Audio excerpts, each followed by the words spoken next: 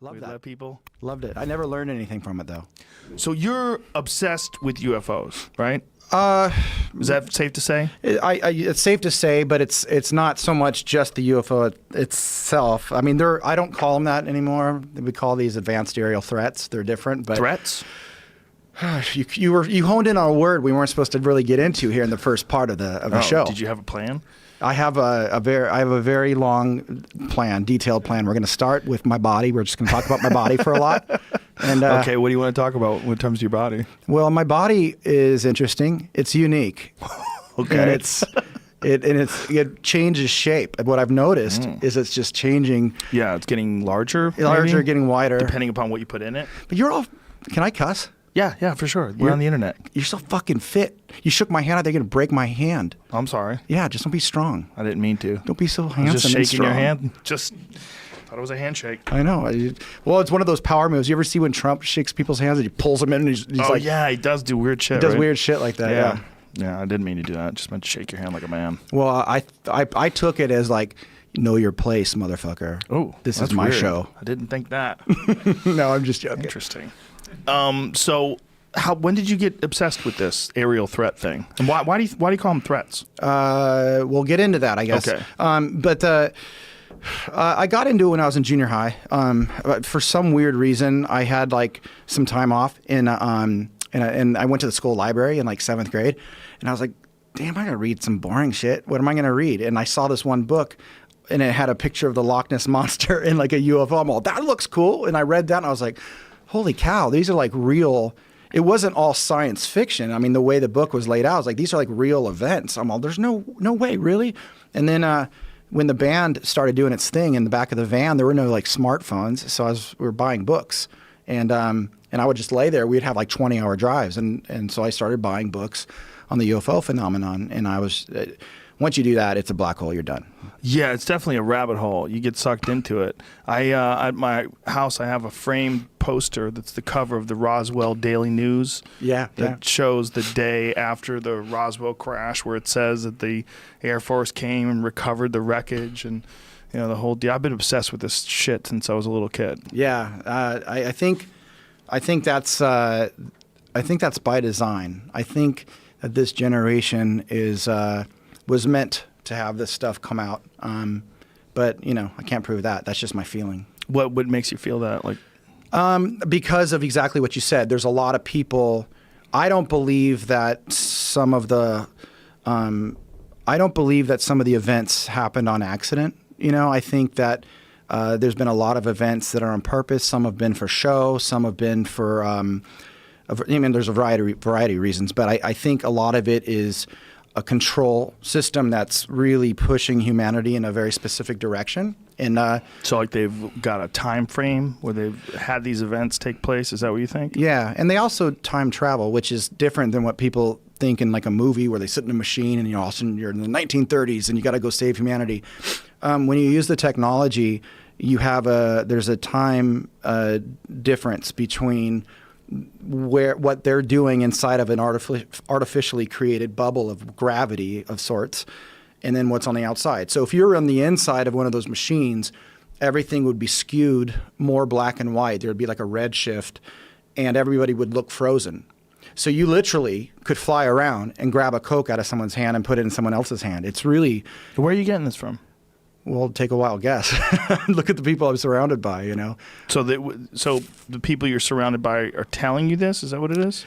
Well, I don't want to get into that, but the people I'm surrounded with and myself, are very close to this stuff. But the physics, the physicist that's a co-founder of my company, To the Star, he's a Nobel nominee. He wrote the book on plasma physics. What's his name? Hal Puthoff, Dr. Hal Puthoff. And he created remote viewing. Do you know what remote viewing is? Yeah. He's the creator of the CIA psychic spy program, but he also has done like really exotic, advanced, forefront propulsion work for the past decades and decades. Actually, I mean, he's deep into the like quantum this and that. So he's the one that actually told me about the redshift. Yeah. And so they have experienced this physically, or is this just theoretical, or they know that it exists? Like the technology? Yes. I believe that the technology not only exists, we've figured out how to play with it, but I'm not going to really get into that here. What that is what we're doing at my company, though. That is the announcement. So Steve Justice was head of advanced programs at the Skunk Works, and the Skunk Works are who built, the famous secret bases you hear about. Skunk Works did, the U-2 spy plane, the SR-71 Blackbird, the F-117 stealth fighter, and it's all Groom Lake out there, all right? that kind of stuff. And he literally was in charge of all the advanced programs. So you got the boss, and you got him. And he came.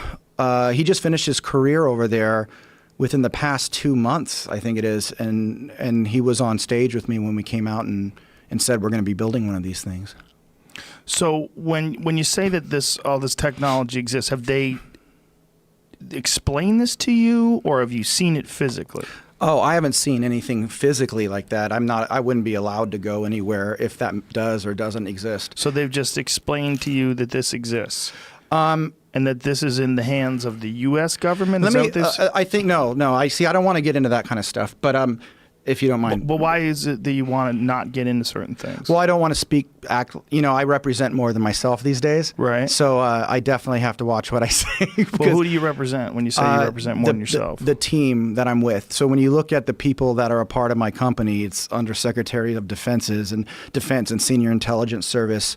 Is there a list of these people that we could see? Oh, yeah. I thought you guys would have had that. Yeah, but I mean, is there a list where folks could see it online? Yeah, they can go to thestarsacademy.com and scroll down, and you'll be able to see who they all are. So how did you get linked up with all these people? That story might be a better way to start, because a lot of people don't know this part of the story, and I think you're going to find it pretty fucking odd as well. But okay, so we'll back up a couple years. So I was obviously, I started the band Blink, and Blink went places, and then, but we always had a weird band relationship, like most bands, and we also thought that we would never be big, so we started companies on the side, and I had a company that incubated a lot of small startups, like software and apparel and hardcore skate surf companies and stuff like that.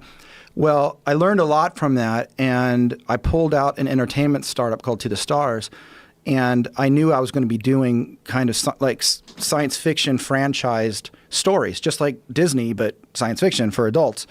And what that means is, I make a story, I title it, I brand it, and I put out the book, and I put out the merchandise, and I go make a movie, and it's a vertically integrated kind of model. Well, one of the stories I knew I wanted to put out was Secret Machines, which was kind of a historical fiction, but based on real events about the UFO phenomenon. But I also knew that I knew shit that most people don't know, because I've studied it for so long, and I happen to put some pieces together that most people don't put together. So before I came out with that book, and before I came out with the plan to take that, make major motion pictures and all that kind of stuff, I knew I needed to ask permission. So I flew around to places. I can't say who they were, but they listened to my pitch, and then I got a email out of nowhere that says meet us next to the Pentagon at this day and time, and I did that. And from that, you got an email from just a random person? No. I just can't tell you who it's from. Okay. And so then I go out. Meet you next to the Pentagon? So you just flew to the Pentagon? I flew out to Pentagon City. Yeah. It's dude, this gets... Were you freaking out? I'll tell you when I started freaking out. There's more shit. It gets way worse. This is nothing. So that started me out near D.C. taking some other high-level meetings, and there was somebody at a very high level that closed the door, looked me in the eye, and says, "Okay, I'm going to introduce you to somebody."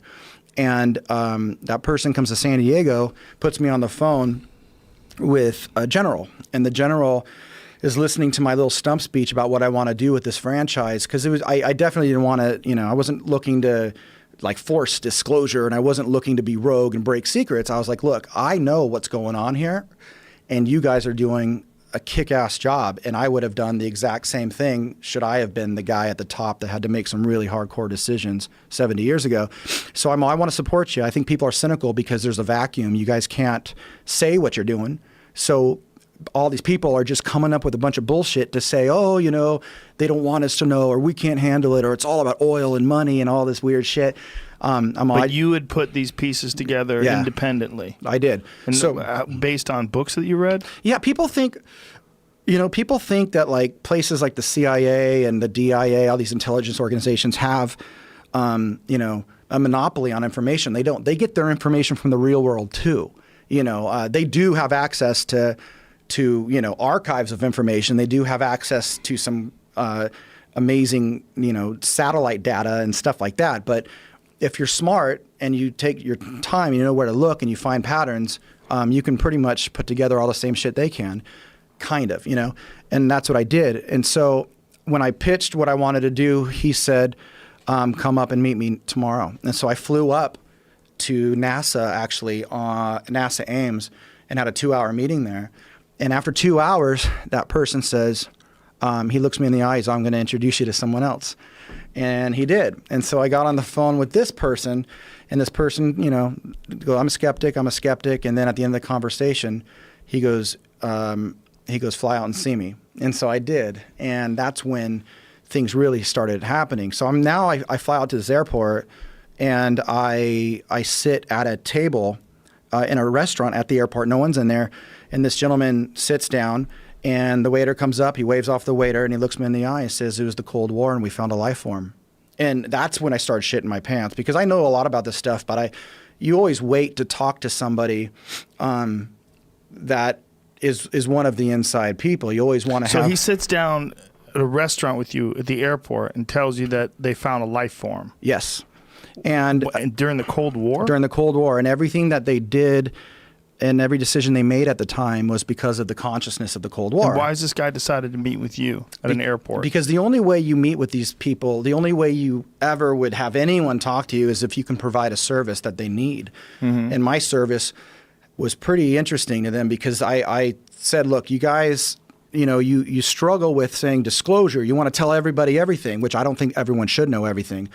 And then you say they can't handle it, so don't tell them anything. You know, and I'm like, there's a middle road there, and here's the way I would do the middle road, and it resonated with them. You know, and so we had a pretty epic conversation for like 2 hours. Why you? Like, why? What is it about what your message was? Because what your idea was that made them want to tell you some top secret shit that they've tried to keep away from the American people. Well, I mean, you take a guy who's like a big celebrity who's in a huge rock band like you, and you just say, hey, meet me in an airport. I'm going to tell you about a life form that we found during the Cold War, because you're famous, or because you know things? No, because I have a service. So it's not. It sounds easy when you play it like that, but service. A service. Like, what can you do for them that they need help with? And what could you do? Communication.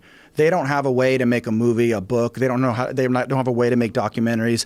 They don't have a way to go on a big show like this and communicate with young people. They don't do that, and nor should they. They look at. You got to look at what they're doing.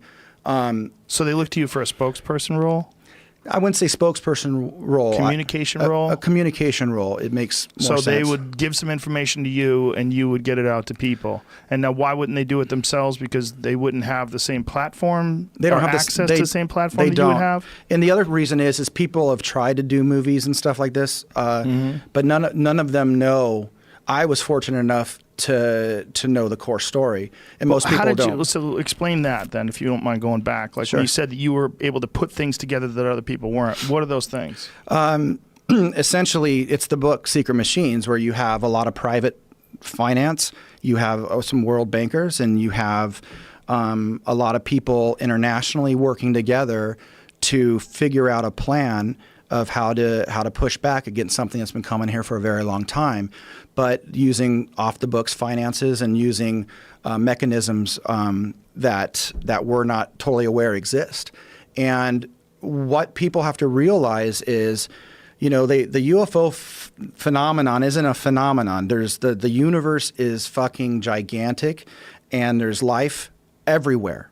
Every fucking where. And there's a lot of life that's way more advanced than we are. And just like Voyager left our solar system, a little dinky satellite from the 70s, and just like my company is going to be building, this electromagnetic craft that really can do the same thing to time that I've been telling you about.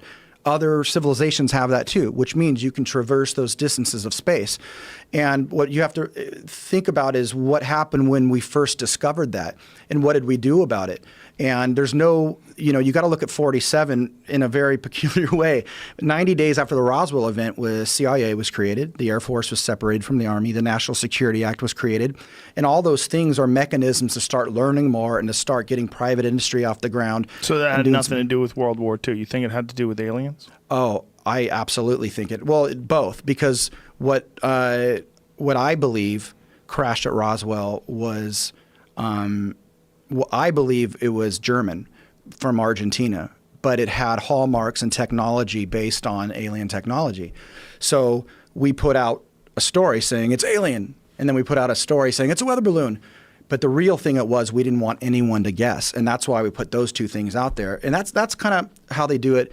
I think they did that with the moon. It's like, we went to the moon, and then they put out this meme kind of thing, like we didn't go to the moon, but they didn't want people really going, well, what's on the moon? That, so these things are managed until they can figure it out, because you got a bunch of normal dudes in suits sitting at a big table like this, and it's their fucking responsibility to figure this thing out. And this shit is monumentally big. But back to how would they manage this then? If these regular dudes without access to communication like you have, how have they managed to disseminate this information and sort of confuse everybody? I think, I can tell, I don't know how they did it. I do know that they infiltrated UFO groups. That was the very first thing they did in the 50s. Sort of like how FBI agents and undercover cops infiltrated Occupy Wall Street and pretended to be radical hippies and started fights. Yep, they did that. They get access to what the civilians are learning, how information transfers from one group to another, and then they start deflecting all their knowledge and putting in leaks and this and that, and getting them off the main track, not because of a disdain for citizens and not because of any other reason than picture ISIS. We don't know what ISIS is. They got a nuclear bomb, and we caught a guy trying to sneak in this bomb. Right. Are they going to stop and come sit on your couch and tell you all about it? No. And if you're like on the radio and there's all these people going, oh my God, we're going to die, a bomb, a bomb, a bomb. They'll hold up a second. You're not going to fucking die, but we need to learn more about this, and we got to figure it out before we sit down and talk to you about it. So what was the connection, though, specifically that you had figured out, that they knew that you had figured out, that other people hadn't put together? Well, let me go back to my story. So I put out this book, and this book deals with... what's the book called again? Secret Machines. And it deals with secret, international finance, private industry, a secret space program, and a bunch of other things. And how'd you research this book? What do you mean? How'd you get the information? Oh, it's just 25 years of reading shit and watching videos and studying physics and studying, the secrecy acts and all that kind of weird shit. You put it together, and a lot of it's bad information. But after a long time, I just realized what was going on. I studied enough of international finance, some mechanisms that happened after World War II, what the Nazis were doing technologically that no one really talks about to this day. They were 100 years ahead of us about what their guys did at the end of the war in South America.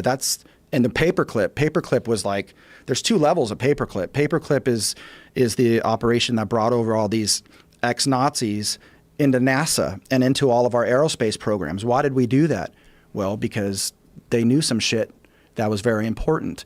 And we said there might be a bigger issue out there to deal with, so why don't we side with the devil or side with someone bad because there might be a devil out there. It's that kind of thinking. So they come in. I thought it was about competing with Russia to try to advance rocketry. I believe that there was, I believe that there's a reason why the Cold War never got hot is because we were working with Russia on this specific issue. You think the reason why the Cold War never turned into an actual war, is that what you're saying? Yeah. So it had nothing to do with the fact that Russia was a communist empire and essentially we outspent them and they really went under and collapsed. Yeah, but there's different levels. It's like when someone goes, the U.S. government did this. Well, What do you mean? What does that mean? Does that mean the CIA did it, or the DOD did it, or Homeland Security did it? You're dealing with it's a $1 trillion organization. It's like if somebody in Apple leaks an iPhone, are you going to say, oh my God, Apple's like, well, shit, we're a $800 billion company. We have so many things going on worldwide. It's impossible to say the entire organization believes one thing. And the government's the same kind of way. It's just like, that's just a word. The U.S. government's 2 words, right? 3 words? How do we want to count this? Okay. United States government. Three. Okay. U.S. is. You got a calculator? I'm going to figure this shit out. But and you have many, many layers of what's going on. And of course, you have some people worried on technology, some people worrying about what's happening to the civilian population. You have some people worrying about how to keep everything afloat, how to keep everything going. And you have a whole bunch of weird military excursions, and they're bumping into each other. And all these people aren't read in to what's going on with the UFO thing. So as all that shit... So who gets read in? That's a good question. If I had to guess, very, very senior technical brass. And rock stars. And I wasn't read in, trust me. No? They didn't tell you anything? No, they possibly did, but I wasn't read in. I wasn't brought into a skiff and they said, this is what's going on, even though I've been in a skiff a few times. Okay. Do you know what a skiff is? A boat? A skiff is a special compartmentalized information facility. It's where top secret shit can be discussed. Oh, I thought maybe they talk on boats because nobody can hear you. They do that too. In the middle of a rowboat. They do that. They actually do, because you can sweep for bugs on boats a lot easier than you can on a building. Makes sense. Yeah. Yeah. So they tell you what? Okay, so I'm sitting at that restaurant. And he says he found a life form, or they found a life form during the Cold War. Right. And I said, where'd they find it? Oh, I didn't ask him that question. Really? Many places. I did one time bring up, I said, I'm thinking about talking about the crash in the late 40s. And they go, why just that one? That was the answer. So I had to figure out a language to talk to these guys. Did you ever think maybe this guy's bullshitting you? Or he's a crazy person? No. Fuck no. No? I'll tell you, that's why you got to hear the whole story. Okay. So, okay, so I'm sitting with them. We talk about a lot of things. I bring up the incidents with our nuclear weapons. I bring up the incidences, a few other things that I want to get into. And he goes, "What do you need to do your project? What are you looking for?" And I said, "Well, I need advisors. I need people that are from different areas in the government, because everyone has their own perspective. You have people at the National Reconnaissance Office that have a perspective based on the satellite feeds they're getting, and these things are coming in and out of the atmosphere. Then you also have people from the agency that are worried about and collecting information of what's going on with people in different countries and here. But then you also have engineers that have a perspective on how the technology is made and what that might mean, because there's a lot of consciousness stuff that falls into this category." Can I stop you right there? So there's satellites that track them coming in and out of the atmosphere? Absolutely, yeah. Absolutely. What kind of satellites are these? I don't know. Usually forward-looking infrared, but I don't know what spectrum of the infrared they're looking at. So there's some sort of a camera or some sort of a detection device that they have in the atmosphere just to check for UFOs? I don't know if it's just for UFOs. They can pick up very, very specific heat signatures, and they have algorithms, because what you have is a satellite is a device that can pick up what you program it to pick up. Now, you put a sensor on there, but you got to tell the sensor what to do. Right. So if the sensor says, look, something traveling at this speed with this kind of heat, you got to record that, you got to focus on it, and that's what we call an ICBM. But if something comes in and zigzags, stops and turns left, and it's traveling 10 times faster than that, we need you to record that and focus in on that as well. But if something just is moving low and it's only going 300 miles an hour and it has these big wings and a low whatever, that's just a plane, So what it captures is based on, how it's programmed in the first place. But so it can differentiate between meteorites and spaceships. Yeah, absolutely. So, okay. So how often are these things coming into our atmosphere? Oh shit, I don't know, but I've had quite a few discussions. One of the people I've been in contact. One of my advisors was from the National Reconnaissance Office, high up, and they call it episodic visits. That's all I know. Episodic, meaning like they have time periods where they like. I saw a paper where they semesters. I figured out the Department of Defense figured out a physicist there, an algorithm of how to compute when the things fly in and collect smaller ships, like motherships, small ships, at what longitude and latitude and what essentially what orbit it would land at when it would collect these other machines. And so they tested that, and all I know is it was successful. So you think this is happening on a very frequent basis? Well, let me tell you the rest of the story. Okay. So and it's important because you'll see. So he goes, "What do you need?" I said, "I need advisors." And then so next thing you know, I leave, and 2 weeks later, bam, bam, bam, my email starts. I have all these admirals, all these generals, no intelligence people other than brass that were connected with the National Reconnaissance Office. But National Reconnaissance Office is half Air Force and half CIA. But they're all military. And so I start talking to them. I start meeting with them. I fly out to Colorado Springs, and there's a general and a colonel, and they look at me and they said, "Okay, do you need anything else? Are you good?" And I said, "Well, I think you guys should talk to the Defense Intelligence Agency." And they go, "Why?" I just don't want to upset them. I want to make sure everyone's kosher with what I'm about to do. And the colonel looks at me and he goes, "Do you ask your dad for permission after your mom's already given it to you?" And I go, "No." And he's all, "You've been given permission. Shut the fuck up and get to work." And I was like, "All right." So I did. So I go out and I put the book out there and I start doing national radio, like the Art Bell, so Coast to Coast, Georgia, I do all that stuff. Next thing you know, I get approached by somebody at a certain agency. And that guy comes to San Diego and puts me in a small room. And I got what you would call interrogated for 2 days straight, saying, "We need to know who the fuck you are. You know shit you shouldn't know." And so what specifically should you not have known? The book, what's in the book, everything I've been telling you today. When you're dealing with, there is a concerted international effort to deal with this stuff, and that was in my book. And it's not like Roswell crashed, and it was not like, like all the typical UFO shit that people dwell on isn't the story. It's just that there's something crashed, or someone got abducted and saw this, or someone pulled a little piece of metal out of their body. But no one's put together what we're doing about it, because our countrymen since World War II aren't stupid. What set them off, though? Like, what was the thing that you said that you should not have known? In my book, it is my belief that we have an incredible.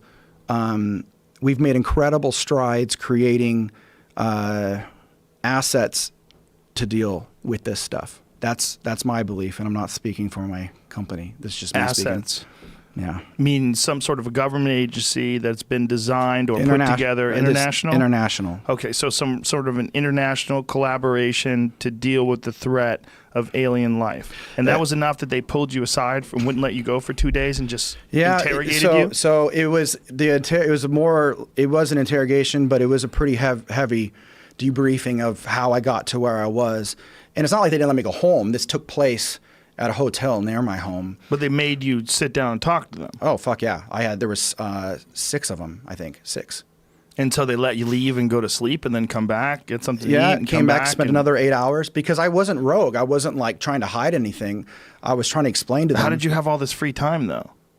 What do you mean? I mean, if somebody said, "Hey, we're going to have you in a room, we're going to talk to you for 2 days." I'm like, dude, I don't have 2 days. Well, that's maybe you don't, but if you do, fuck yeah. When you have these people that want to get a hold of you, you don't run. I'm not saying run. I'm saying, like, what are you guys looking for? Like, they're going to just sit you down and ask you questions for 2 days because you put together this idea that somehow or another there's some sort of an international collaboration to deal with the threat of alien life. No, they looked at it. They didn't know. They thought I was Ed Snowden. They thought there was a group of people leaking me classified information. They didn't know that you're from Blink 182? They didn't know that you're like a huge They don't care about rock star? That's what they don't understand.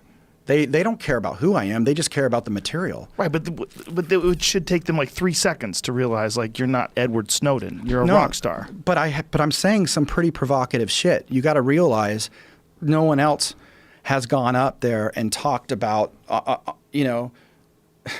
once again, I'm in a tricky spot right now because a lot of what happened back then, I can't really get into now because of the positions and the things I'm involved with. But read the book. And so it's just because you printed this stuff in the book that they wanted to pull you aside and talk to you about this for 2 days. And I was all over radio and talking about it, and I was saying some other crazy shit that I can't repeat. So if people listening, if they want to go back and look at those interviews, that's a better way to. Okay, so you had said something in those interviews that you can't say again because they told you to stop talking about it. Absolutely, yeah. Did they tell you to stop talking about the fact that you can't talk about it? No, I mean, I don't think that's the issue. The more of the issue was, what are you trying to achieve? Right. And once they found out who I was working with, they were like, holy shit. And they only found that out when WikiLeaks broke into John Podesta's emails, and I was having video conferences and conference calls with he was Obama's senior advisor at the time. So the Wall Street Journal broke the story, like, what's this rock star talking about UFOs with Hillary Clinton's campaign manager? Mm-hmm. No, he was Obama's senior advisor, so it had nothing to do with Hillary, So we were setting these up, and when that broke, I had to call up my partner from the CIA, and I said, I got to say, now I can talk to you a little bit more about who these people are, and that's where I gained a really large amount of credibility with them, but also where they realized that we got to figure out a better way to do this.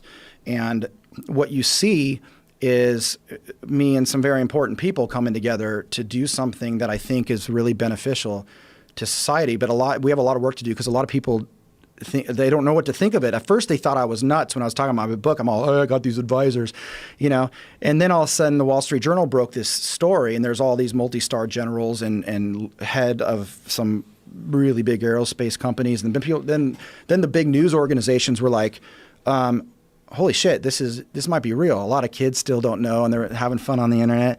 And then I came out a couple weeks ago on stage with all these people, and now it's like, all the big, huge, I'm dealing with some crazy, big mainstream press that we're trying to keep at bay for a variety of reasons. But yes, it's all true. And what To the Stars is really after is how do we bring the public in on this and work together to communicate and educate this stuff? How do we bring the technology out of the shadows and build it for the world? And how do we tell the story in documentaries, nonfiction, fictional works over a period of years? And if we do that, the public owns it. The public has a say, they're a part of it. And then people will start to understand over time why they did what they did. They didn't lie to people just out of like ego. They were like, okay, there's this group called ISIS and they're here and we need to understand them and we need to fucking figure it out quick. But the problem is, these are extraordinarily advanced civilizations that have been coming here forever. That's why it's all in all the ancient fucking scripts and texts and carved into rocks and all that shit. But trying to figure it out, trying to connect the dots and looking at debris that they probably still have in a warehouse going, we have no fucking clue how to make this or back engineer this stuff.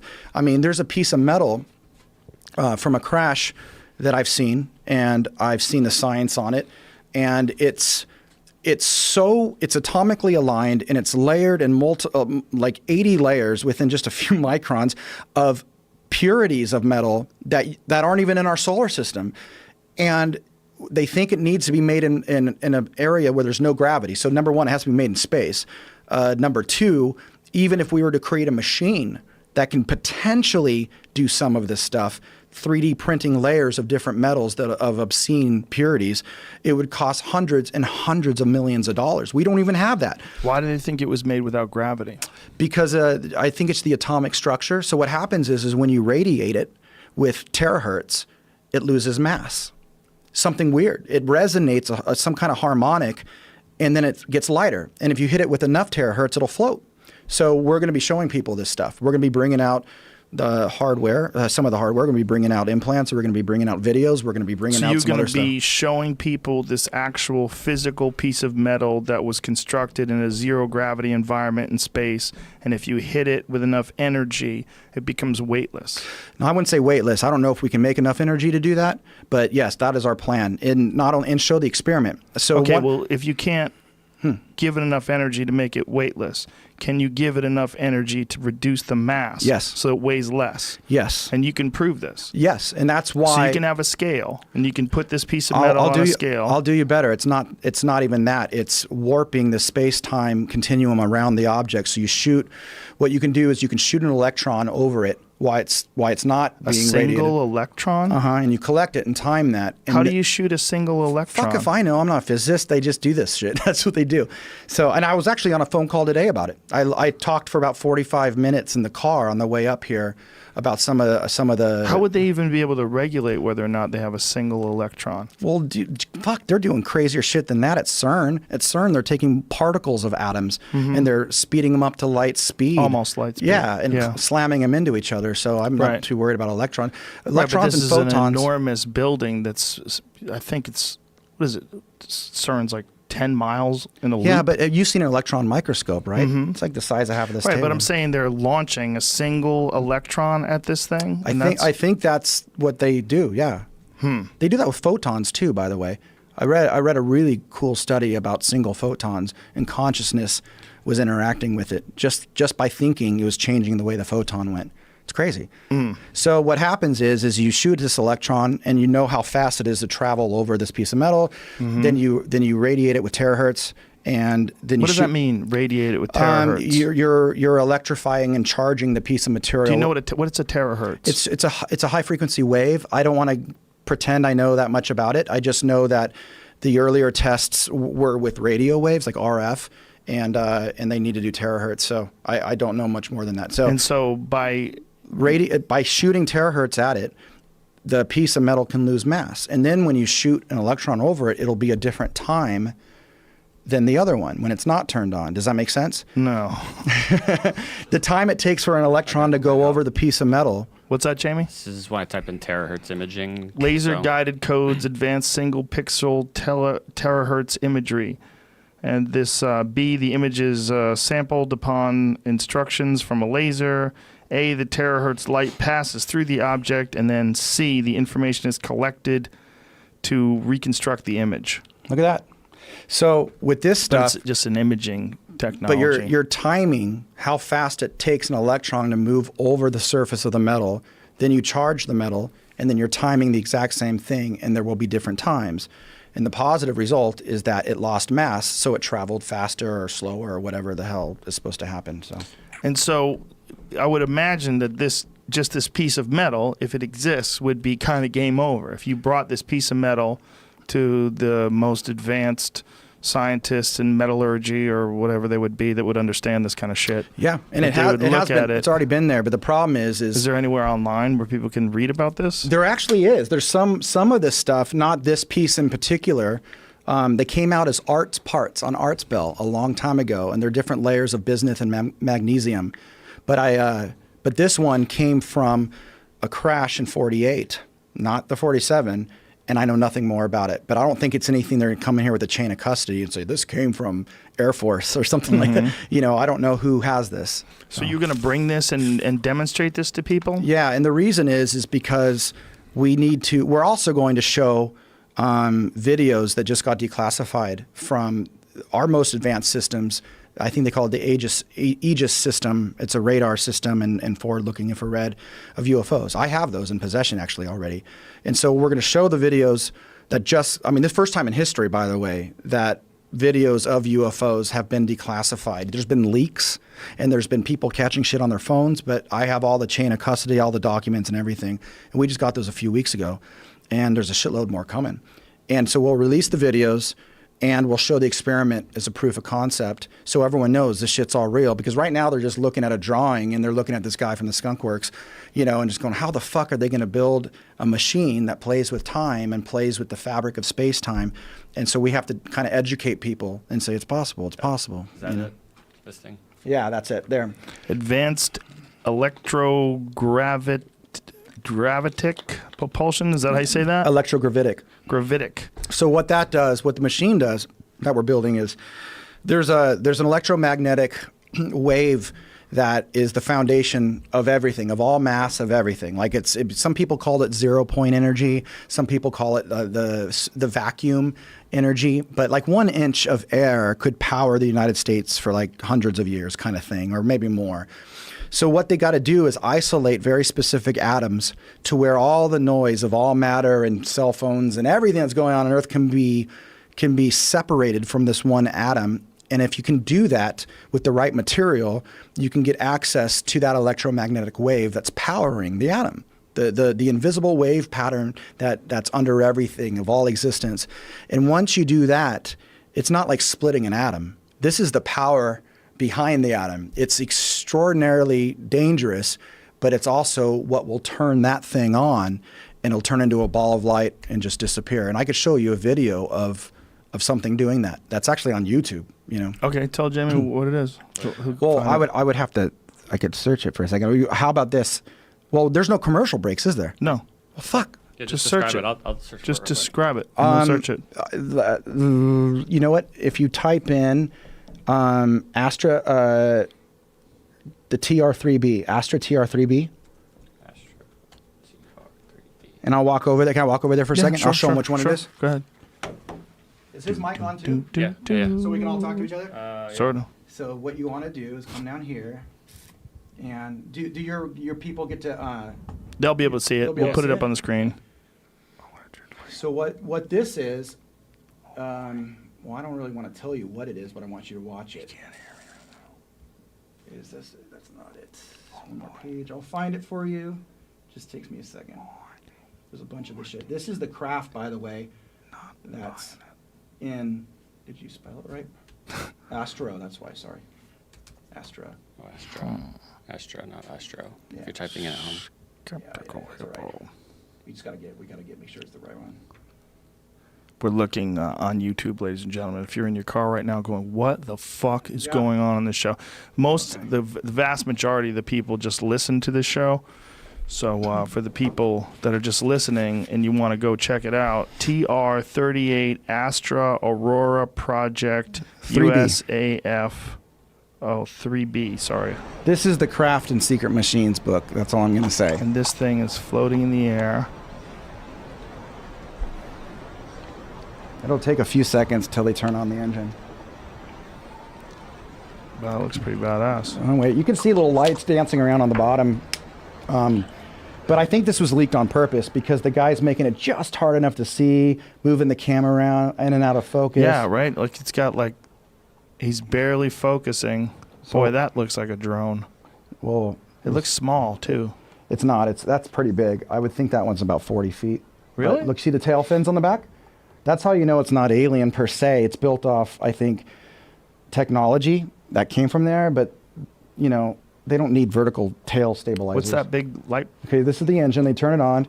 So right now they're accessing that energy I told you about. Now, and watch what happens. It's gone. There's a pilot in that. If that was in a movie, I'd want my money back.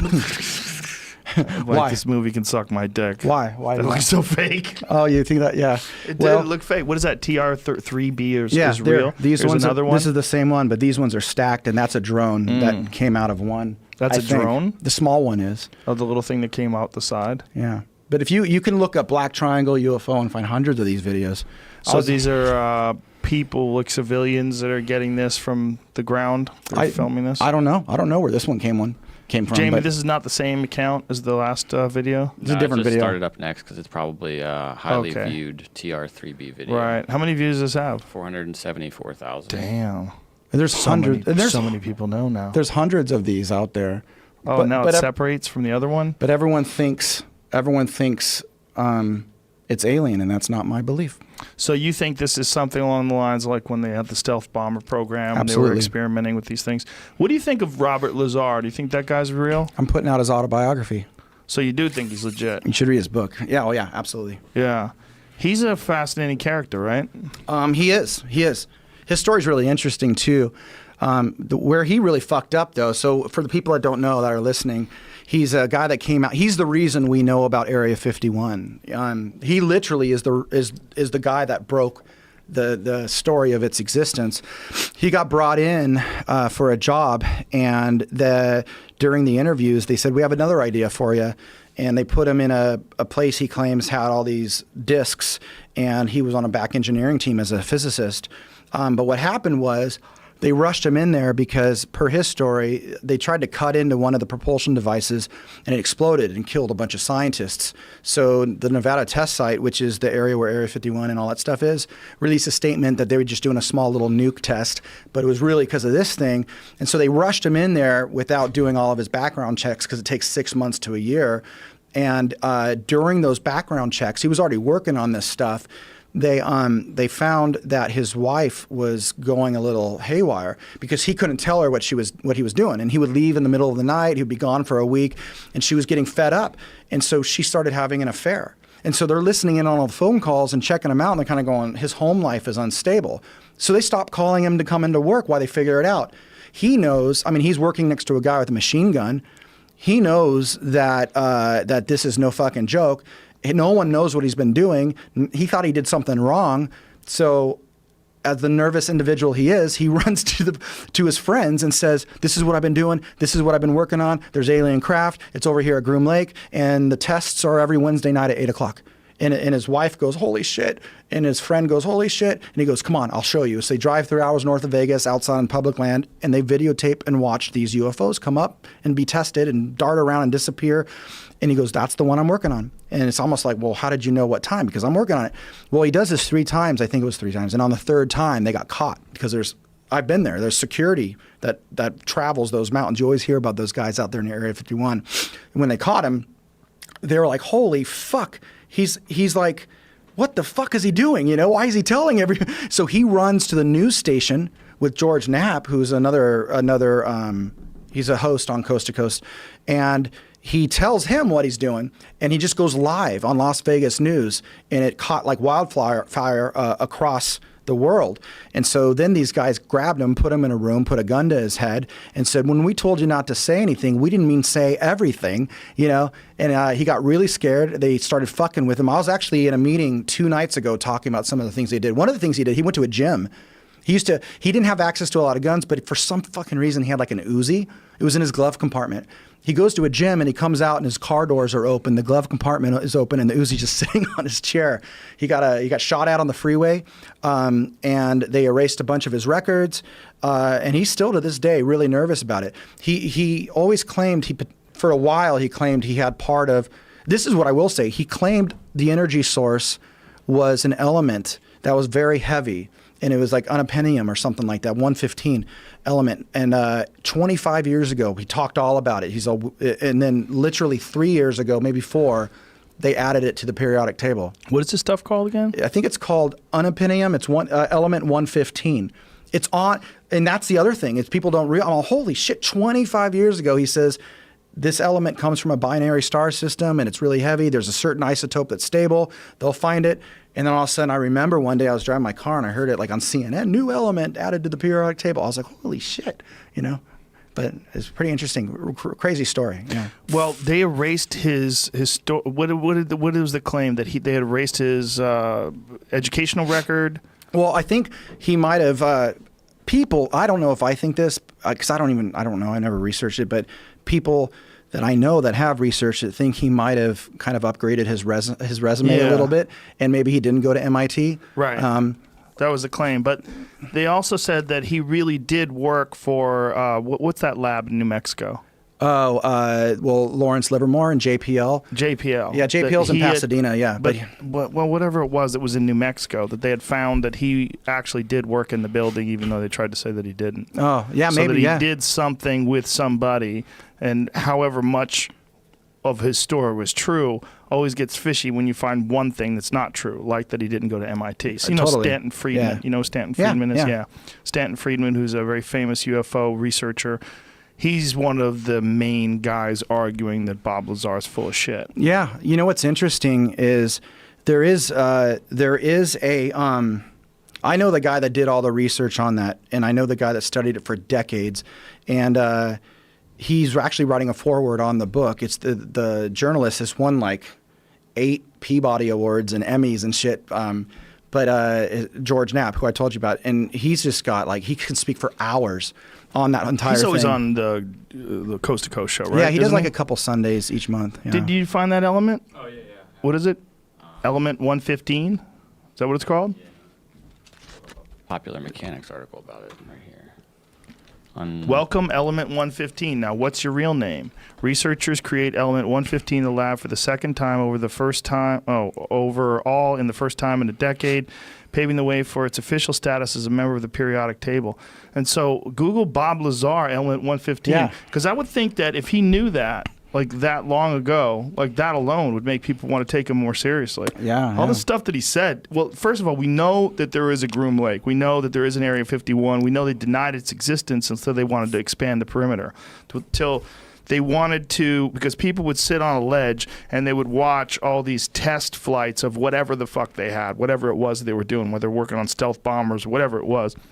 People would film this, and so they wanted to expand the perimeter of prohibited area, and so in doing so, they had to admit the existence of the base itself. I believe that was in the 90s, right? It was in the 90s. They expanded the perimeter. Something else that the government had to do is they had to admit UFOs were real because there was some military people. Look at it. Yeah, he talks about 115 all through this. And this episode. What year is this, Jamie? Does it say the video on the bottom? What is it? When was this put out? This video? Well, this one here is 2015, but the video was taken on VHS. Old as fuck. This is like 1990, maybe. It's on the Sci-Fi Channel.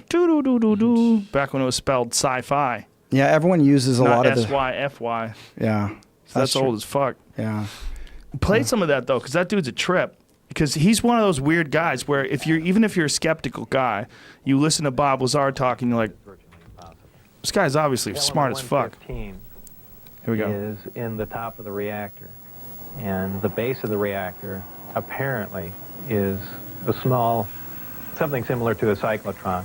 It's a particle accelerator. A particle is accelerated to high speed and then deflected up a small tube, and it's aimed at the 115. This transmutes the 115, similar to the way we do that in a normal particle accelerator. This causes a reaction, a radiation emission that we really haven't seen before. It produces antimatter. This antimatter is guided down a tuned tube and reacts with a gas. When matter and antimatter react, they convert to 100% energy. This energy is converted, heat energy, is converted to electrical power in the reactor itself. This is done through a thermoelectric converter. And this electrical power is used to power other subsystems on the craft, though there is no wiring, as we would know it. Also, that's almost a byproduct of the reactor. The reactor also sets up a gravitational wave from the 115 being bombarded. This gravitational wave is present at the top of the reactor and is essentially guided in the same way microwaves are guided through tuned tubes. And this goes to their amplifying cavities and through the projectors that are in the bottom of the craft. God, I wish I was smart enough to know whether or not he's full of shit. Well, I can. So what he's saying is that there's a gravity wave that's accessible on a really large element that extends beyond the perimeter of the atom, and when you bombard that element with one particle, kind of like what we were talking about before, it goes through a tuned tube, like a very tiny miniature CERN. CERN's like a big magnet. It holds a particle in a very specific spot. It hovers. It shoots and it hits that. It decays. It becomes this matter-antimatter reaction. These generators can convert all that energy into power, and then they can amplify that wave that's coming off and emanating from that element. And they amplify it like you would amplify a radio wave. Now, there's no wires in the craft because most likely it was 3D printed. We didn't know about 3D printing back then. I've talked to Bob about this, but not just 3D printing, just the materials, but atomically aligning the elements so consciousness and other types of things can move through those materials to operate the craft. It's really tricky. They're operating it without buttons. Right. They're operating it. It's like that was one of the things that he said theoretically, right? Yeah. Was that there was handprints and that they were much different shaped hands than ours. Yeah. And this craft that he had found inside one of these bays in Area 51, he realized very quickly that it wasn't something that we had created and that it was somehow or another powered through intention that would go through like touch or feel or put their hands would be on this thing and consciously you would somehow or another control all the various aspects of this machine. Exactly. exactly. Boy, it sounds good, doesn't it? God, I want to believe. So hard. Well, I hope you do, because there's gonna be a lot of stuff. Well, I want to know what you've seen though. So you've seen this piece of metal. What else have you seen? I've seen many documents on the studies of these things, and I've seen a lot of the science associated with what the technology is and what it does.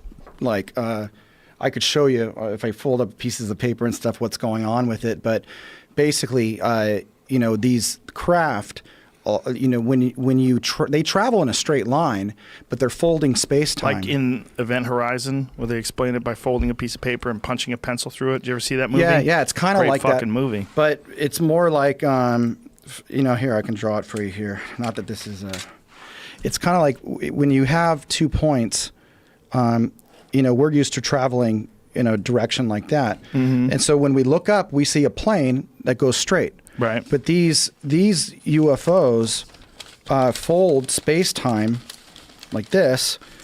And so it looks like, to them, they're going in a straight line. So if you're in the ship, you see that. Mm-hmm. But if you're on the ground, you see that. Okay. That's why you see them blink off and on. A lot of those videos, they're on, it looks like they're jumping. It's just because of this. So they're folding space-time. Some way of interfacing with space itself that's very different than our idea of traveling in a linear way from point A to point B. Space, the fabric, they call it the fabric of space-time because it's like a fabric. It's malleable. Now, let me ask you this. How often into a conversation do people look at you and think you are fucking crazy when you start talking about this? And how long? All the time, yeah. All the time, right? But do you ever get to the point where you're like, I don't want to talk about this? No, because I always tell people, you don't know what I know. And there's a lot. No. I mean, like, do you ever get to the point where you're like, I can't do this anymore? Like, no. People think I'm fucking crazy. No, because I'm involved on the most important shit I've ever been in my life. So you think this is like the most important thing that you've ever done in your life? Oh, fuck yeah. Like, I have meetings with senators coming up. Like, do you? Oh, fuck yeah. What senators? I can't tell you. Damn, it's all this I can't tell you stuff. I know, because this is some fucking tricky shit. When is all this going to come out? Like, it seems like this is like eminent rather disclosure type shit. Watch right? what my company does. That's what I'll say. So what is your company? What are you trying to do? Well, we created. So if you look at the people involved, we have when you get to the senior levels of government, you're either called an SES or SIS, Senior Intelligence Service, Senior Executive Service, or you're brass. But either way, the civilians have the same kind of ranking charter that the brass does. So a SES 3, SAS 3 would be the same thing as a 3-star general. So that's who these people are around me. So I had the head of the Skunk Works Engineering. I got a SIS 2-star from the clandestine Directorate of Operations. I have a guy Undersecretary of Intelligence for the Senate Intelligence Committee, and was these guys are retired. The quasi Everyone's retired, quasi-retired. Well, they all left. They are our current public life. They now are involved with what you're doing. The way they are current consultants to the internet, the intelligence community. Okay, that's probably the most. And involved in this project with clearance. They all have their top secret TSSCI clearances. Yeah, I'm the only one that does it on my entire team. I'm the only one that does it. Actually, Lou, that just came out, I hired him away, so he was head of all. He was in charge of all classified operations for Secretary of Defense Mattis. So he was what's called a GS-15. Right underneath the 1, 2, and 3 stars. He ran the Advanced Aerial Threat Program, and it's still continuing to this day, and he's with us now. So the Advanced Aerial Threat Program under the United States government is essentially a UFO. That's one of the information gathering and assessment. Assessment of all of what those machines are doing that gives off all these types of effects that people are witnessing. But there's also a very large group of people that have had within government that have had close contact, like hundreds, and it's connected to my group, and there's just more coming in that way. So that program is trying to figure out what those technologies did to those people and how those technologies work, even though it's more about tasking, our assets like satellites and other things to be able to find these things better. But this is different than the Secret Machines book, which is more of another thing altogether. So is there communication between the United States government and alien life forms? I personally, I mean, I don't know any of this stuff because I'm not invited to those types of meetings, but I personally wouldn't doubt it. Yeah. You wouldn't doubt it, but they've never alluded to it or discussed it with you in any way? Not this group of people, no. Is there any speculation as to what they're doing? Resource extraction. Resource extraction, like minerals, empire building. Life, I tell people sperm, eggs. I think it's cheese. I think it's tacos. They're here for water. They're here for the same reason I am. But I tell people like a good way to look at this is like look at Syria, and Syria's in chaos because the United States and Russia are having a proxy war there. Mm-hmm. Now look at the Earth. It's the exact same thing.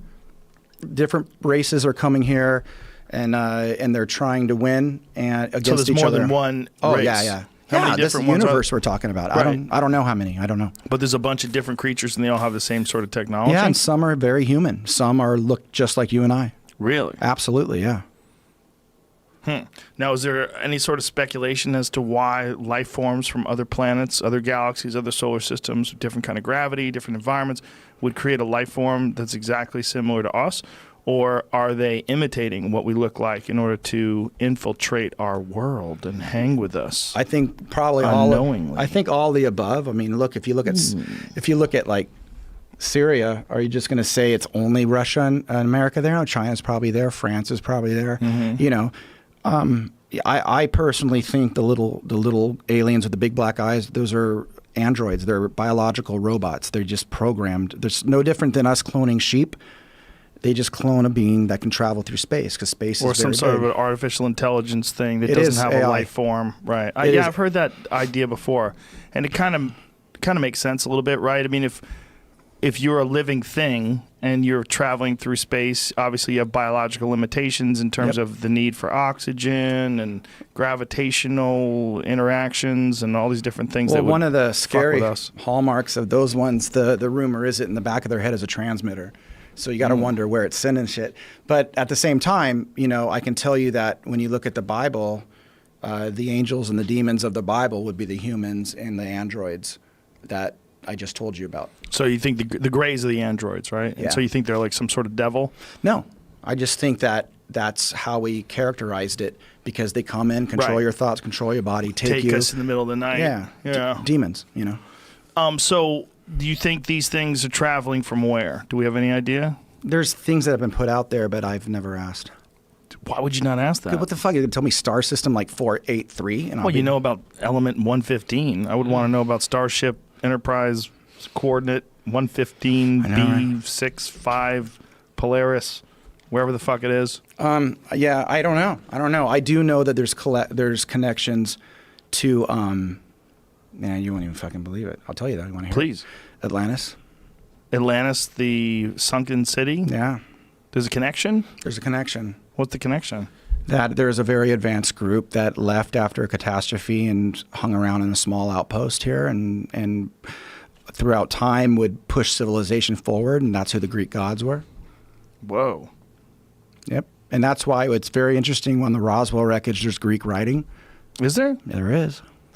I've never seen any of the wreckage from Roswell. Have you? It's online.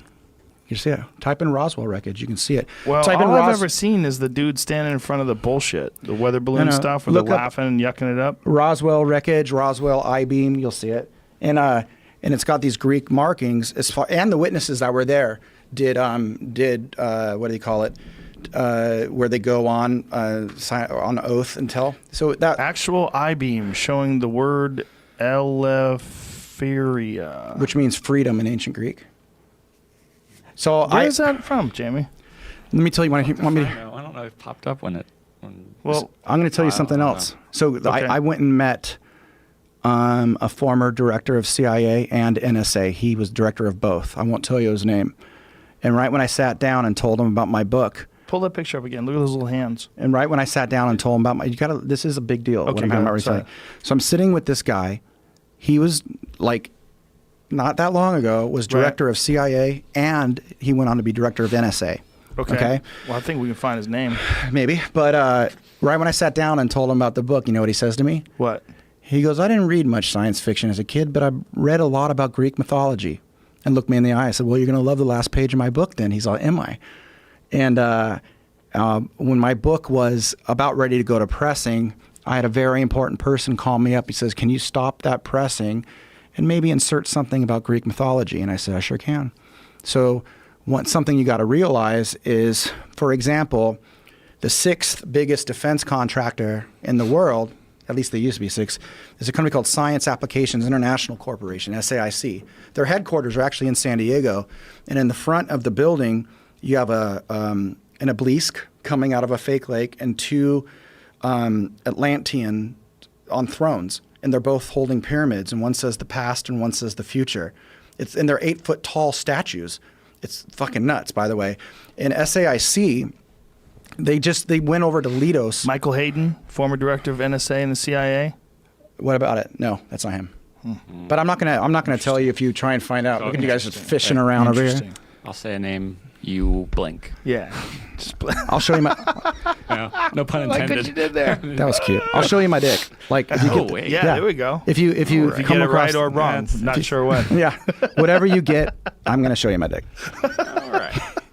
What do you think about all that Zechariah Sitchin stuff? I think he was close. I don't think he was exact, but it's interpretive. You know, if I was to show you some symbols. For people who don't know what that is, Zechariah Sitchin is a Palestinian scholar that decoded a lot of ancient Sumerian texts that were written in Akkadian. Sumer was like kind of the first civilization that was advanced that we even know of, just out of nowhere here, like 3,500 years before Christ.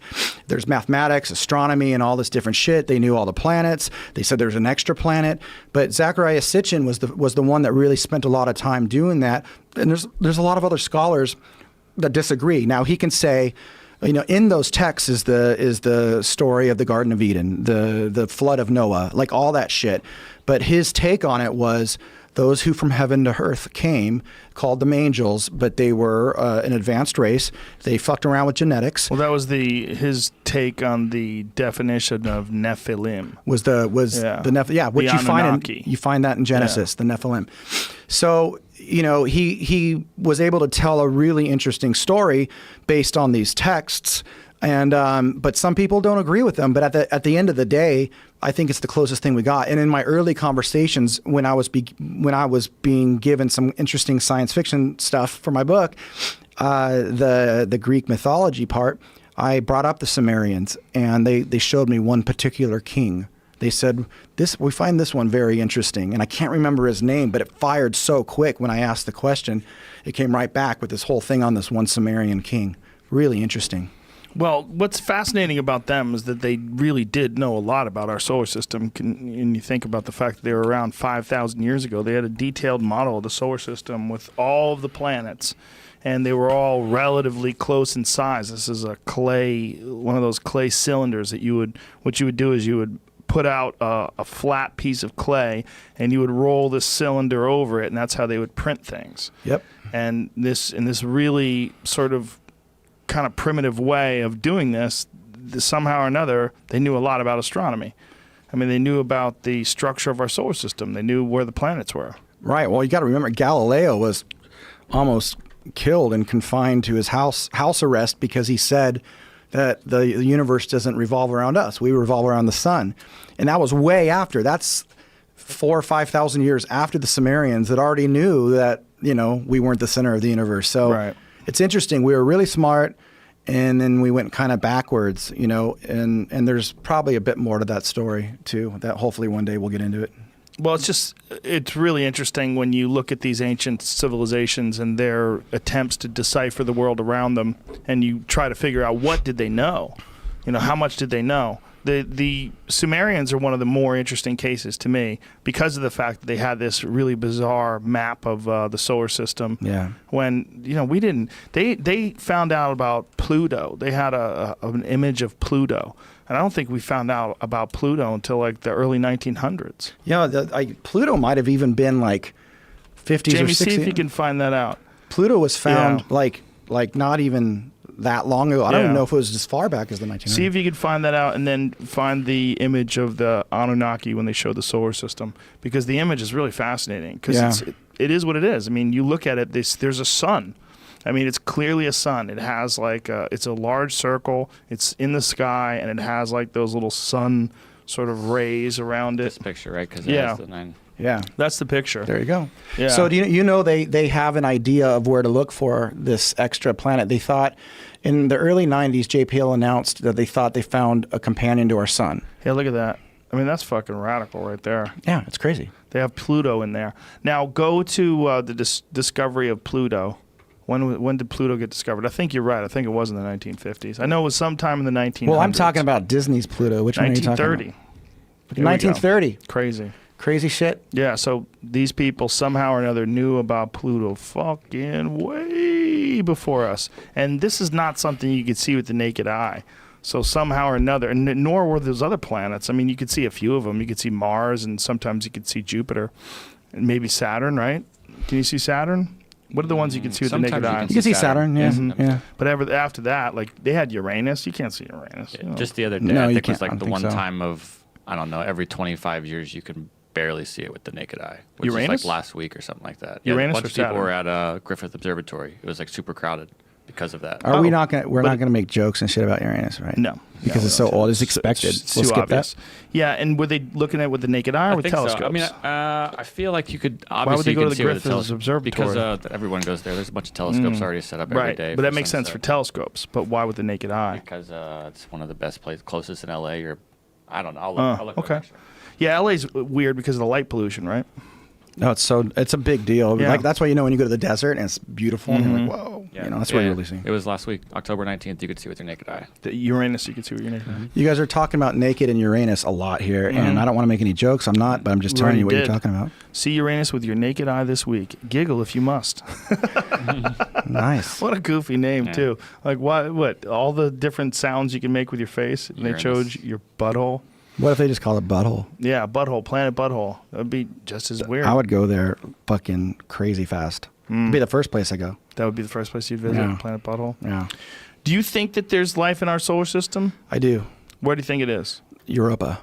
Really? Mm-hmm. So you think there's some sort of a primitive life form that's under the ice? I think there's life on Mars, and I think it's, we'll start from, I think there's life on Mars. I think it's small little animals and microbial or insects, shit that's kind of learning how to live with its radioactive environment. Which, by the way, a bunch of scientists from JPL found that there was some atomic weapons that went off on Mars because the radioactive signature can only happen if you explode a nuclear weapon that's artificially made, not like something that happens naturally, like a moon exploding on the surface. So it's interesting.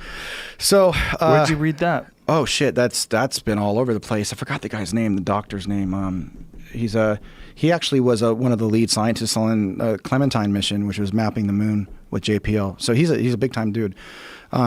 And he thinks there was nuclear war on Mars. Huge. Well, he doesn't say that. He just says that. Oh, nuclear weapon exploded He just on says Mars. we have this signature. All peer-reviewed science that the signature of the radioactive activity from this very specific isotope that only comes from artificial nuclear explosion or something shit. I don't want to mess it up. Something along those lines. Yeah. Well, I'd heard before that they thought that somehow or another Mars was impacted, that something hit it, like some sort of an asteroidal impact, and it destroyed the environment. I think it's if you type in nuclear weapon Mars or nukes on Mars or some shit, you'll find it. You go to Richard Hoagland's site. Hoagland's you all the. He kind of disappeared though. Yeah, that guy was wacky as fuck. Like he was one of the main proponents of the face on Mars and all the pyramids that they found on Mars. They would find these weird connections between one point to another point, and somehow or another they made some arbitrary distinctions that those were indicative of intelligent design. Did you know Elon Musk wanted to drop nukes up there too, apparently? Good move.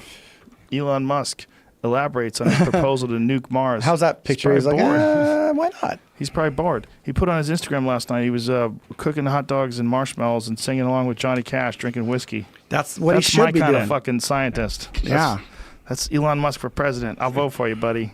Come on. Let's do it. I know. Why don't you talk to him, man? He's already got SpaceX. Why don't you guys collaborate? The second thing we're doing, he might really actually be interested in it. So the two aerospace projects To the Stars is doing, one is we're building something that will, in effect, be anti-gravity, but that's actually not the mechanism it does in building a spacecraft. But the second thing that we're doing is called beamed energy propulsion, which is something I think Musk will be very interested in. It's launching CubeSats with lasers. So the Air Force Research Lab kind of broke this science back in the 90s and a bunch of people associated with that program got it declassified, and they're working for us on building it. So it'll take a handful of years to do, but what you do is you use very strong either microwaves or some other kind of wave, and it ignites and explodes the air underneath a mechanism that carries a CubeSat. And so essentially what happens is you don't use any fossil fuels, and it can bring the cost of launching a CubeSat from like 50 grand down to 5 grand. It's like crazy. So that means colleges and neighbors and anyone else can launch CubeSats quite easily. Now, have you had any debates with people about this stuff? Have you ever like had someone who thinks that this is all nonsense and sat down with you, understands physics and understands rocket propulsion and space and elements and all that shit? No, I haven't. I wouldn't be able to debate a physicist, but they can read all the papers. Right, but I mean, has anybody been skeptical? Has anybody? Oh, yeah, everyone's skeptical, right. Yeah. And what's your response to that? You don't know what I know. Right. Well, what do you know, though, that they don't know? I can't tell you some of the shit that I know, and I can't tell you... But what could it be that's so crazy if you know, I mean, what you've said? Well, think about what you've said. You said that there's some ridiculous sort of propulsion system that allows you to move through time, that they visit this planet all the time and extract resources. Right. That there's people in the government that are trying to disseminate this information, but they don't know how to do it. They don't know the right vehicle to do it. They're doing it in these sort of controlled chunks. Mm-hmm. Think of all these things that you said. What could possibly be crazier than that? Well, you're asking me, how do I know? No. Okay. I'm asking you, what do you know that could possibly be crazier than that? Well, that's the shit I can't tell you. It's not everything's hunky-dory. Is it something where you're worried about the fate of the human race? I think that's part of it. Where should I move if I was going to move? It's not existential. Whip your dick out if I should go to Australia. How about I just whip my dick out in Australia? I mean, where's the spot? I don't think there is one, unfortunately. There's no spot. They're just gonna... This is what I will say. It's not existential in the sense of they're not going to come here like Independence Day and nuke the place. Mm-hmm. But there are things to worry about, and that's why I think. Do you think there's anybody that's famous that's an alien? Oh, I don't know. Do you think that there's any influential figure that has been sort of shaping culture that might not be one of us? Oprah. Ooh. For sure. Has to be Oprah. Yeah, but if you go back to the early days when Oprah used to do that stupid show where she'd have like KKK members on and everybody sat on white plastic seats. Remember those days? Is that Geraldo or is that Oprah? Oprah. Oh, early days, man. Me and Al Madrigal, I'll never forget this. It was like when I first met Al, probably like late 90s, I think. We were in San Francisco doing bong hits, watching TV, and Oprah was on. And it was old Oprah. Bong hits and Oprah. Big hair Oprah. Might not have been in the 90s. Might have been the early 2000s. These are the aliens from Men in Black they were watching at the beginning, remember? I don't know. I mean, again, there's elements of this subject that are disturbing. And, I don't think people need to know all that shit. So do you subscribe to the idea that human beings are the product of genetic engineering? I do, yes. You do. So you think that they took some lower hominids and that they did something to them to create human beings. That is a very popular theory among UFO fanatics. I should say fans, devotees. I don't want to speak again for my company, but one of the people on our board, they call it a SAB, Scientific Advisory Board, is a lead geneticist from Stanford who I think he was up for the Nobel this year. What's his name? Dr. Gary Nolan. And he would be the guy to ask about that. Let's get him in here. But he's only going to tell you what he can prove with science. He's not going to speculate, right. So what makes people think that? Like, what's the science that makes people think that? Well, there's a lot of junk DNA. There's certain parts of our DNA that seems to have been turned off. There's a bunch of things in there that we don't understand, and we don't have the leaps of humanity over the past 5,000 years to really show like what happened in the past 5,000 years that wasn't happening for the hundreds of millions of years before that. They just found a footprint that was like 100 million years old or something like that. That was just a human footprint. What? They did, yeah. I just read the news story. That? I don't know. I can't remember, but it's like a fossil. And now they're like, fuck, this totally throws everything upside down. Have you been talking to Sarah Palin? That was something that Sarah Palin said. Remember that? Like there was a librarian that said that she didn't believe that she was a young Earth creationist, and she thought that there was a picture online that showed a human footprint inside a dinosaur footprint that it proved that people walked with dinosaurs. I wouldn't doubt it. I wouldn't think, doubt that people walked with dinosaurs? Oh, not at all. I think there's been cycles of civilizations, and I think the people on the inside know that, and that's why at that defense contractor, multi-billion-dollar defense the ones that chose the government of Iraq after we took over Iraq, and the ones that looked after all of our nukes. Hey, look at there. Human footprint inside a dinosaur footprint. She's right. But they have, at that place, remember I told you, they have the past and the future with big pyramids in their hands, right. tetrahedrons, that they're trying, it's like, it's spooky when you look at that. And Do you believe that the asteroid hit the Yucatan and caused a mass extinction that killed off most of the life on the planet? I don't know. I can't believe in it. I don't know. Fuck, I've never studied that shit, and I wasn't there. But I mean, there's like physical evidence for that. It's more like, well, yeah, but I haven't read anything about it. But sure, okay. I can believe in things. I can't prove a lot of things, Right, but that's like the whole reason why we're supposedly here, that it killed off the dinosaurs and allowed whatever they think there was some sort of a mole type creature that evolved over 65 million years to become us. That's all bullshit. I think that's all bullshit. Do you think evolution's bullshit? No, I think that at some point in history, someone came here and tampered with existing creatures and made us and upgraded us at very specific intervals. But who tampered with them? And what came first, the chicken or the egg? You know what I'm saying? Good question. Yeah, I don't know. A single-celled organism, we all kind of agree, like that was like the beginning, right? Most scientists, not we, I'm too stupid for this, but obviously somehow or another that became a bird, right? Why couldn't it become a monkey? Why couldn't that monkey become a person? I think I don't know. I mean, look, evolution changes. I mean, we know that people that like beat their kids' DNA changes based on getting beat, Mm-hmm. So when you were fighting, you were changing people's DNA, and you were a geneticist, You went after it for science, That's why you were doing the fighting, right? Science. Yeah, for sure. It's a with a lab coat on. So if you think about it that way, if you think about that all life somehow or another continues to evolve and advance, and through natural selection, genetic mutation, and random mutations, that things move from one stage of existence to what they are today, right? That when you look at, a condor or a hippopotamus, sure, that it used to be something different and now it's that. Sure. Why wouldn't that be the case with people too? I think that is the case with people. I just think that the quantum leaps in our evolution are symptoms or effects of being genetically upgraded. The way I've heard it explained to me, though, is that the only leap that's really confusing is the doubling of the human brain. That's the big leap, and it's over the period of 2 million years. Apparently, obviously, I'm too stupid to really understand this, but from what I've read and what I've heard people talk about, that's apparently one of the biggest mysteries when it comes to the human fossil record. But there's a pretty clear line, apparently, from Australopithecus to the Homo sapiens. Don't be using big words on me. Australopithecus is not a big word. You were Sounds like it. What the fuck is that stuff again? Penis? Uranus? Yeah. Whatever that's called. 115? Element 115? That stuff. That stuff.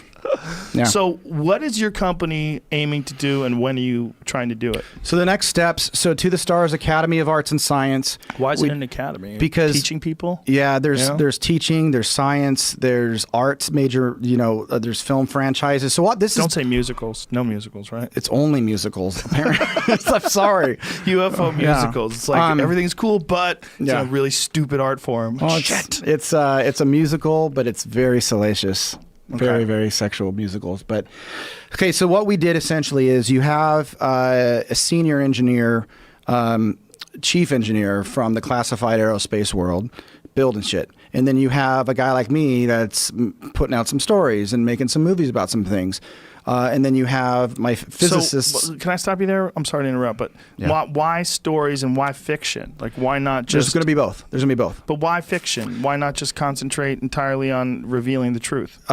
Because it has to be managed in a certain way for people to understand. And I think that someone sitting down and watching a debate play out and having an idea of what went on over the past 70 years, they'll come out of that with an emotional response and more of an understanding, and then want to go watch the documentary, and then want to buy some of the nonfiction works that we've done. I've already put out one of our nonfiction books with Secret Machines.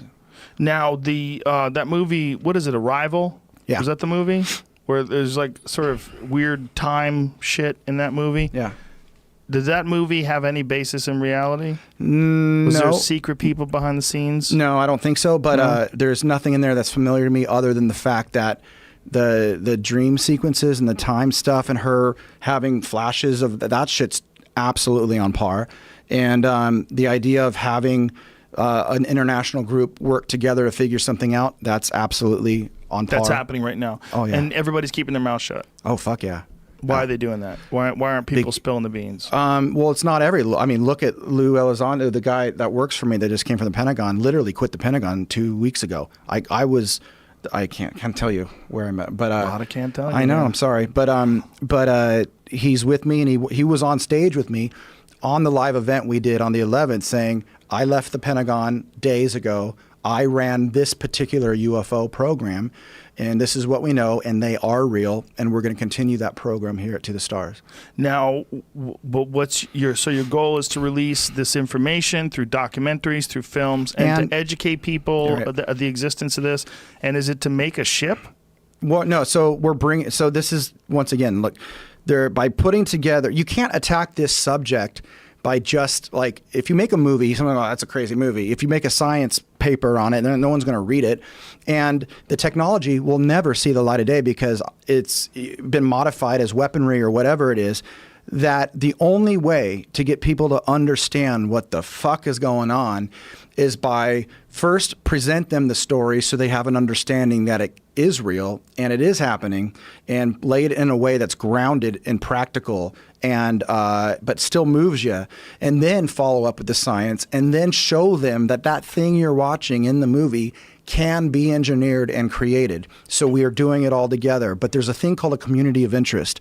So To the Stars is also building a portal with the Department of Defense to share information, to educate people, to put some now declassified videos of UFOs, some science, some documents, and have open forums, and have current military people talk to young adults.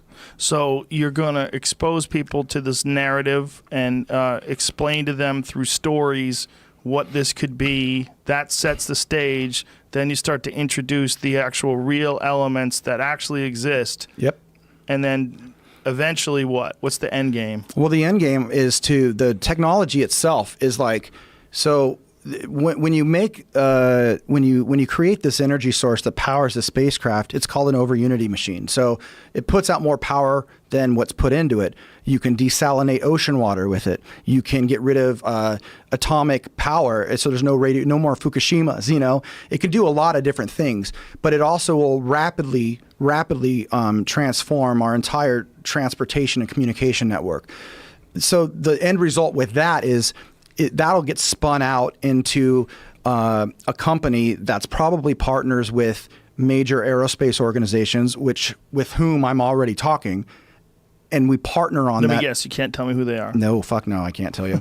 And we bring that out to the world. But the only way that can be brought out to the world is if the public owns it and we build it from scratch. Why the public? Why does the public have to own it? Because, well, I guess it could be in a way a private person, but the technology probably has an element of what they call eminent domain. So we're going to get to a certain point where certain agencies will probably knock on our door and go, what the fuck are you doing? And we're going to say, the public owns this. You can't take it from them. And they're going to say, fuck yeah, we can take it. And we're going to say, we're going to work something out.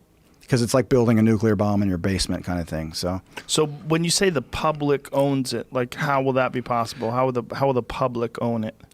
You can go to we reserved a small amount of shares of the company that people can buy stock in the company right now. So a year ago, but that's not the public. That's private. It's still private ownership, right? If people buy it, the company can go public. But it is public. So a year and a half ago, maybe 24 months ago, the SEC wanted to democratize going public with companies, just like an IPO, but not have to spend millions of dollars and do it. So they launched what's called a Regulation A, direct public offering.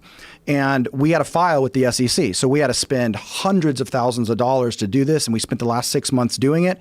And our live event launched that. So you can go to... And you did this just so that you can tell whoever the fuck it is that will come after you that, hey, the public owns this, you can't take this. That's one element of everything that we're doing. Yeah.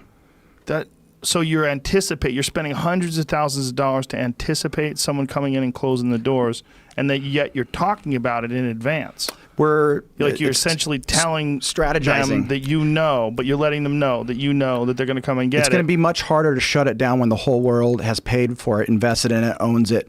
And so you're trying to get people to buy things. I'm trying. What do you mean? You're trying to get people to buy stock.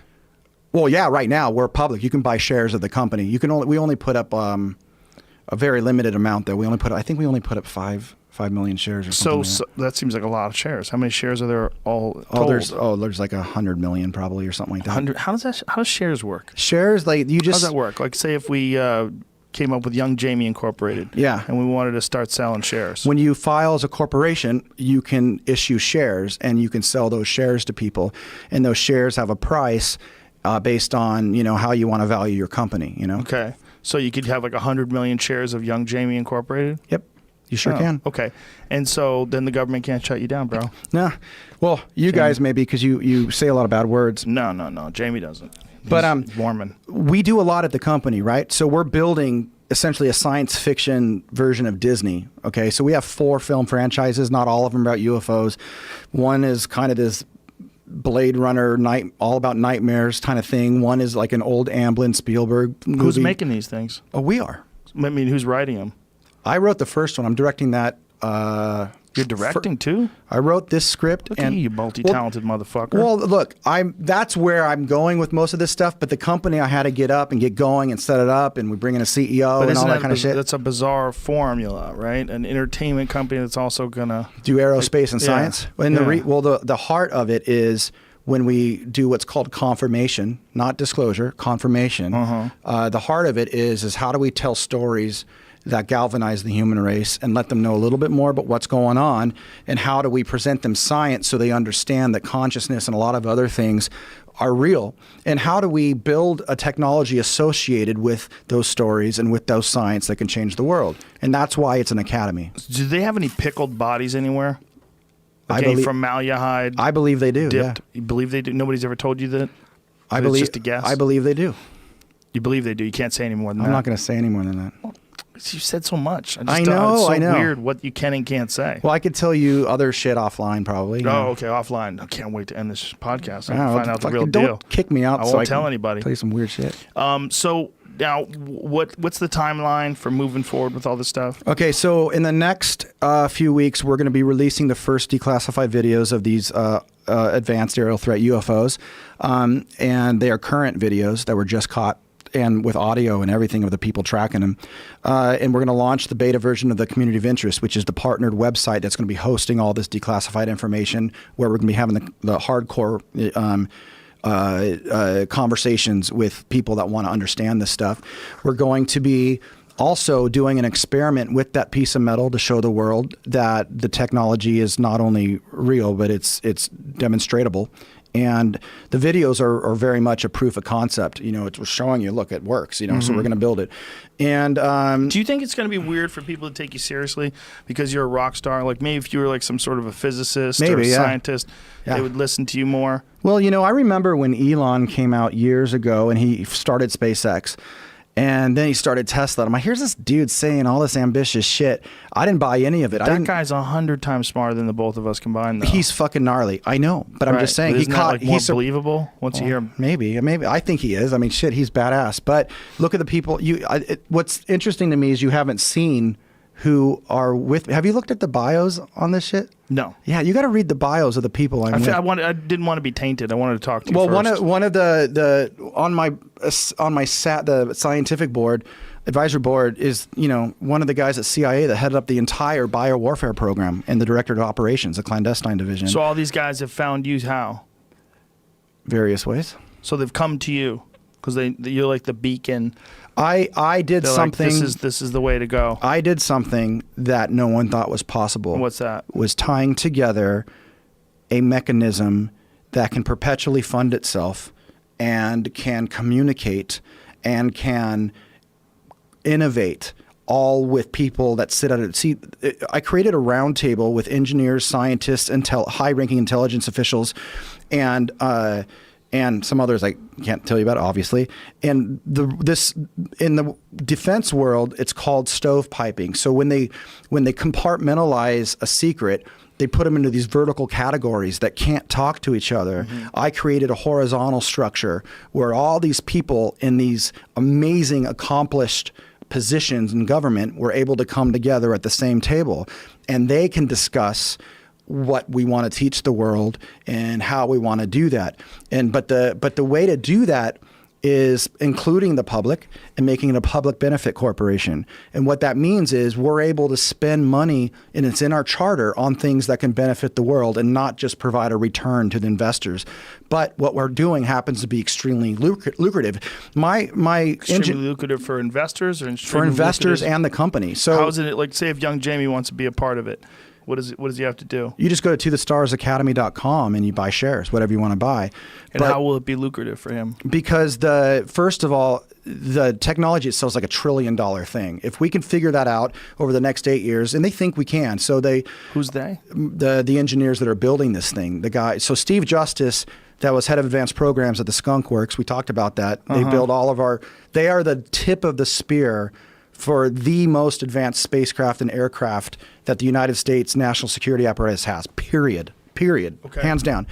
And he was the big boy there. And their model, we think we have, this is a guess, but I think there's a 60% chance within 36 months or so we'll be able to demonstrate something pretty kick-ass. And as long as there's no major obstacle there, we think within 8 years we'll be able to have something. But it's expensive, and we got to work with the government, and we're going to have to work with major aerospace. For example, this one meeting I have coming up with a big name aerospace company is offering their material sciences division. We need that. We need to be able to create certain metals that can resonate in certain frequencies, shit like that. The other way that the company makes money is when we build the satellite launching system. That's like exactly what Elon's doing now, putting satellites in orbit, but we don't have to build rockets. We can launch them with lasers. That's a big deal. You point lasers at the bottom of a CubeSat, which is like the size of a shoebox, and you could put it into low Earth orbit, and you could put it up even higher without using any fossil fuels, with using light. That's a big deal. That's a multi-billion-dollar gimmick right there. Has this been proven? I mean, I told you've seen a proof of concept? Yeah. There's video. There's video of this actually happening? It's in our launch video. If you watch the video at the top of the tothestarsacademy.com page, you'll see shots of it where little things glowing and it's getting beamed up into the sky. That's the Air Force. Yeah. My guys were on that project. Little things glowing? Like they have mass, though, like a satellite? Yeah. They're called CubeSat. Do you know what a CubeSat is? No. A CubeSat is a modular box that you put together as modules based on what you need. Okay, I need a thruster, I need a sensor, and I need a fucking RF signal thing to send the data back home. So now you got 3 little boxes attached. That's a CubeSat. They call them cubes. So it's essentially, it's probably 80% of the satellite business. But now they got to put all these CubeSats together on Musk's rocket that's also launching giant satellites for DoD or whatever. But it's super expensive because you have a rocket and you have all the fossil fuels and all this stuff. If you launch these CubeSats with lasers, because they're not that heavy, and you can, like I said, it would take a cost of launching a CubeSat from $50,000 a pound down to $5,000. That's a huge deal. So there's a video of this actually happening that's on your, what is the, tothestarsacademy.com? Is that what it is? And you can watch the video. And then you go to the entertainment division, which is my primary spot. Making movies and selling millions of books and licensing the stuff out is the reason why Disney's $300 billion and Warner Brothers is $5 billion. Mm-hmm. Warner Brothers just makes movies. Disney's makes franchises, and they're vertically integrated. We put out the book. We put out the T-shirts. We make the movie. So that's really where we're going. And we have 3 television series that are probably, one of which will be announced probably in the next couple of weeks. The other 2, we're a little further out on that. The first film, our first film, is first quarter next year. I wrote that one, and I'll be directing that one. It's called Strange Times, which is like a hard R version of The Goonies, but funny, but scary and fucked up, but with 17 and 18-year-old kids. And then Secret Machines, the motion picture. These are all franchises. So Strange Times has an animated series that's coming out. We have a wonderful writer from Saturday Night Live that's show running the thing. We have an unscripted show coming out on the entire company, just following us in a very National Geographic way as we do all these things. And as we build lasers, as we're on the movie sets, as we're in the lab, pinging that those pieces of metal I told you about. So there's a lot of things like that going. So when you ask about how do we monetize all this shit, we have a full functioning entertainment division. It's been up for a few years. That's what I've been doing. And that's how I made the book. And we've put out 7 novels already. But your end goal is ultimately to expose all this information to the American people. My end goal is not just that. My end goal is to build a company that changes the world. And by doing a traditional IPO in the next 5 to 7 years, and to do that, I grabbed very, very high-ranking people from various areas in the government to achieve all this stuff. And they don't need to come in on the movies. I have that on lock. That's my thing.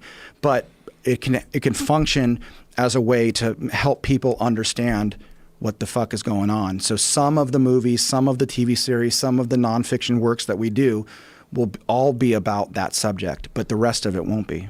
All right, dude. Well, that's a very ambitious project, and let us know when you're ready to go to the moon or Mars or wherever the fuck you're going to go. Uranus?